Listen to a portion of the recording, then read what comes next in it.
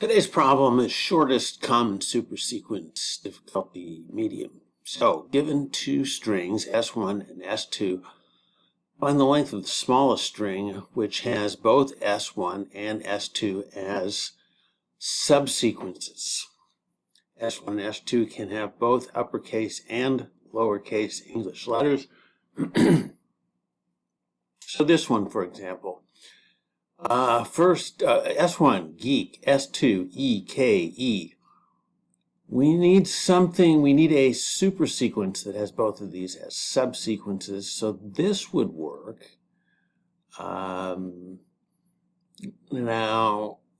I guess the next one would be a better example. The thing is, we're talking about sequences here, and subsequence, it doesn't have to be consecutive.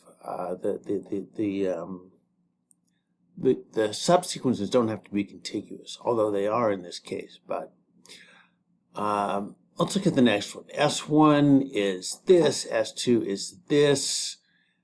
The string, now this string, you can go through it and find, let's see, A, G, G, T, A, B is in there, and also G, X, T, A, Y, B. All right, both in there are subsequences. This example is probably too simple. The size of the size of, I see, the size of the strings will be between 1 and 500. Expected complexities, time complexity, O of n times m. That sounds right. Auxiliary space, O of m. Company tags, Microsoft. Okay, topic tags, dynamic programming. We have a dynamic programming solution here. Now this, auxiliary space, O of m. I mean, if the time complexity is O of n times m, really, if you're thinking about a dynamic programming solution to this, you have a DP matrix, right, where string 1, the letters of string 1 would extend down, and are they calling that n? I think I called it m when I wrote it here. Okay, n, so n, let's say, would be the number of rows, and m would be the number of columns. So how do you get to auxiliary space of O of m? Okay, yeah, we'll talk about that. There's a space optimized way of doing this. You know what? I'm going to defer that conversation for now. What else? String dynamic programming. Yeah, we should probably just go through an example here. Let me pause this while I draw the DP table. Okay, let's try this. So we have M is S1 length, N S2 length. We need a DP matrix, M plus 1, N plus 1. So S1 length, we're going to do this example here.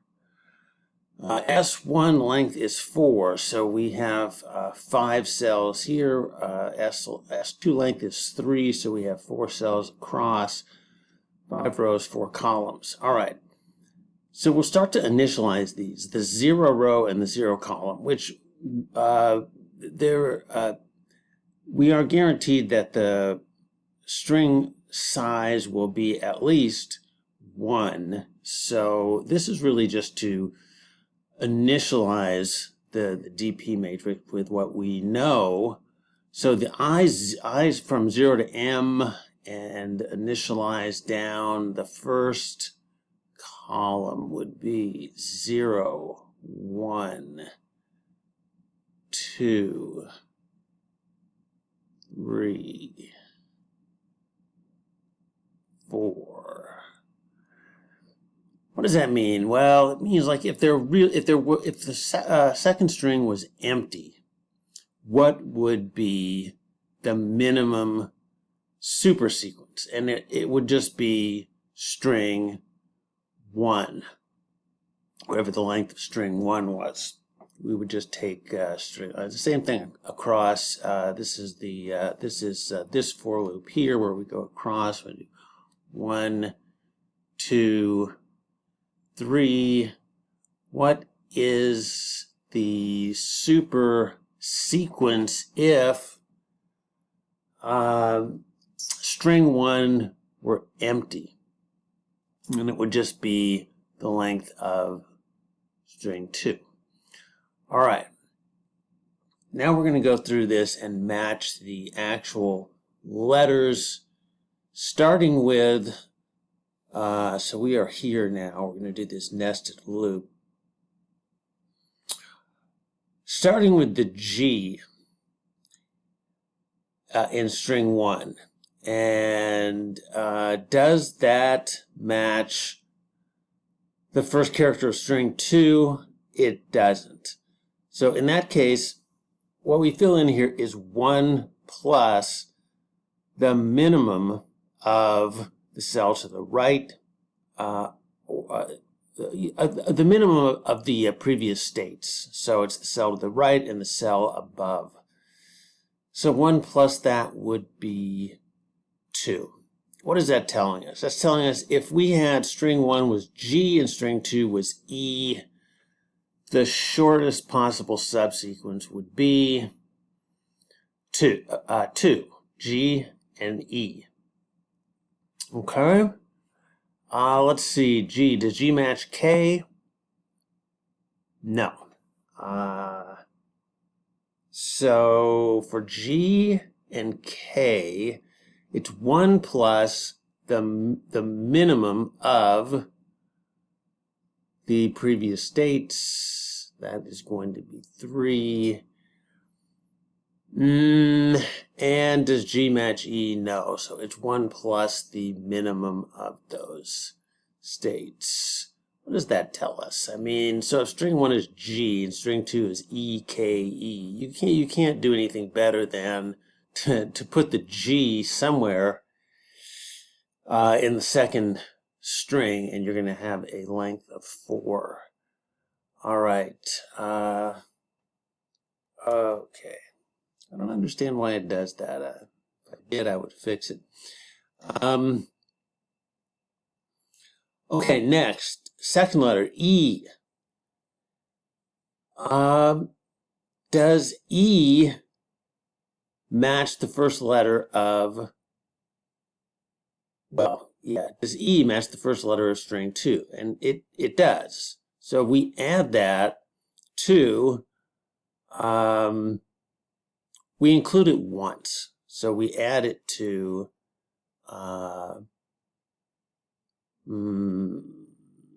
what am I trying to say? I minus 1, J minus 1. It's this right here. So we add that and we get 2. We only have to add it once, right? So we have G, E, and we have E. Okay, so we just add 1 to what we had previously, which is this, G. The E's match, so we only have to add it once. So G, E, and E, supersequence is 2. All right, does E match K? It doesn't. So we add 1 to the minimum of the previous states, which is 2. And then does E match E? And it does. So we add 1 to I'm not even sure what to call that. We added once. 4. What did we have before this? We had GE and EK. So we can make GEK. That's fine. And then the E's match, so we add the E once. All right. We are on the second E. Does the second E match the first letter of S2? Yes. So we add it once. That's adding 1 to this number here. Let's see, does E match K? No. So we add 1 to the minimum of the two previous states, which are both 3. And then does E match the E? Yes. All right, so we add 1.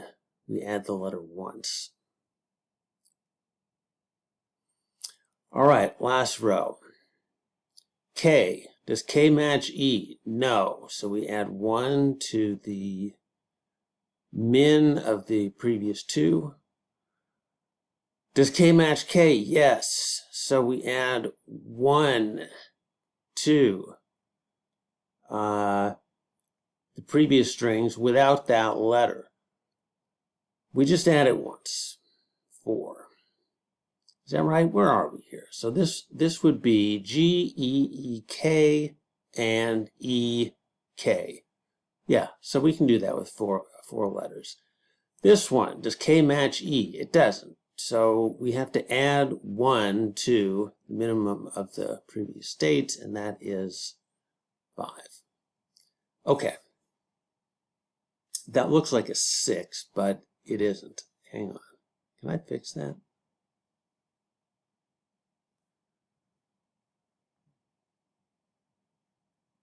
So 5 is the answer that we're looking for here. But that is not an O of M it's not O of M in terms of auxiliary space.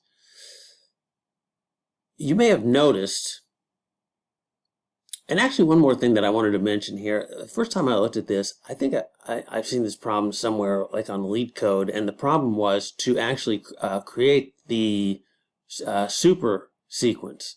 Now this one is just to return the length of the super sequence. And it threw me off for a while because I thought, well, how can you can't have a O of M auxiliary space, because if you're going to recreate these, if you're going to create the super sequence, then you're going to need to backtrack through this matrix and create it. But as it turns out, that isn't what we're being asked here. We're just being asked to create the number. Now, you may have noticed as we went through this that the only thing that we needed was values from the current row and values from the previous row, which means that we don't have to store the entire matrix. We can use two 1D arrays, one for the current row, one for the previous row. So we keep a previous array, we keep a current array, and that still allows us to do all the calculations. At the end of each iteration, we'll assign current to previous for the next iteration. Let's see how that would work.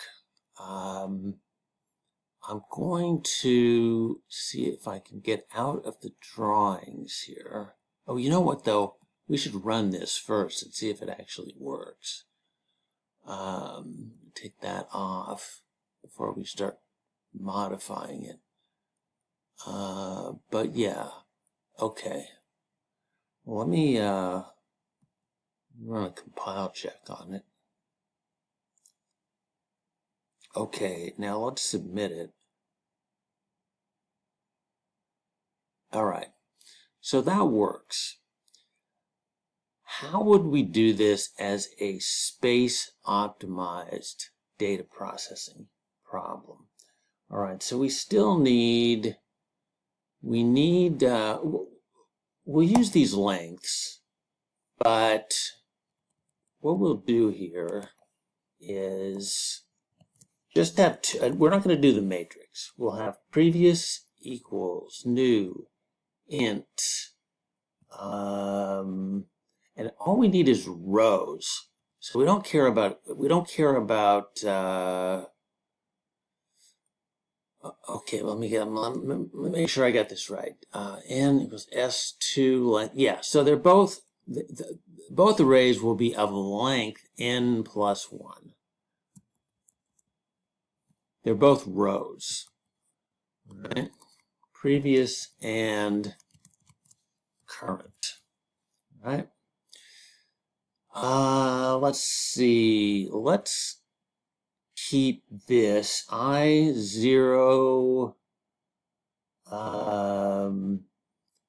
Actually, we don't need that now because that's initializing the first column, and we're not going to do that. But we are going to initialize the first row. We don't have a 2D matrix anymore, so we'll just initialize it like that. Okay. Now iterate through the strings. Okay. And in here is where we're going to do current at 0 equals I. So we'll initialize, instead of initializing the first column ahead of time, there is no first column anymore. We'll just initialize the first cell in the row for each row. That's not 1, it should be I. All right, int j is going to go from 1 to n. Do the previous characters match? If so, and we'll just rename this, we'll say current j equals 1 plus previous j minus 1. Okay, good. Is that right? Current j, previous j minus 1. Yes. All right, if they don't match, we will take current j equals 1 plus math min of I minus 1 is previous. DPI is current. And at the end of this, we're going to return. Oh, wait. I forgot something important here. At the end of each iteration, previous equals current dot clone. I don't want to just assign current previous because then they're just pointing at each other. And at the end of this, it probably doesn't matter whether we do current or previous. They should be the same. All right, so now we have O of M auxiliary space. Let's try running it again.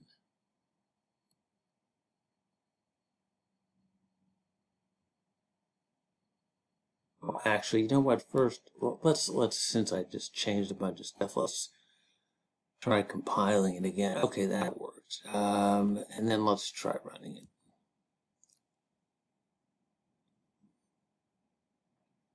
Okay. Thanks for watching. I hope these videos are helpful. They're not really organized in any way other than the order that they show up on the Geeks for Geeks website. So if you're really serious about cracking coding interviews, I've got my entire coding interview system online. It's organized into 23 topics. It's about 25 hours of video walkthroughs. Every solution is in Java, Python, and TypeScript. You can click the link in the video description or the pinned comment and grab the free patterns cheat sheets first if you haven't already. Totally free, and we'll see you next time.